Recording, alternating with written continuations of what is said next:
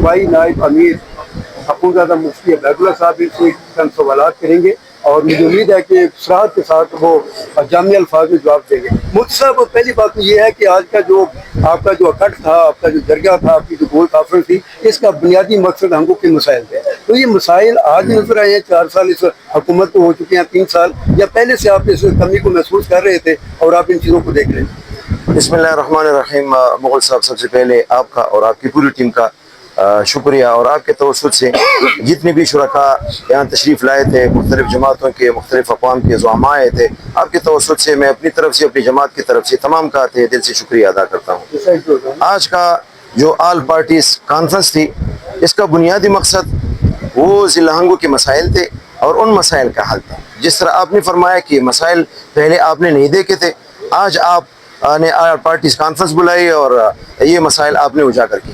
تو اس حوالے سے میری گزارش یہ ہے کہ جمعیت علماء اسلام کبھی بھی خاموش نہیں ہے۔ پہلے بھی آپ کے علم میں ہے، تقریباً 5-6 مہینے پہلے جمعیت علماء اسلام کے کوششوں سے ایک کمیٹی بنی ہنگو ٹو سروزئی روڈ کے لیے، تو اس کے لیے ہم نے چندہ اکٹھا کیا اور کام شروع کیا۔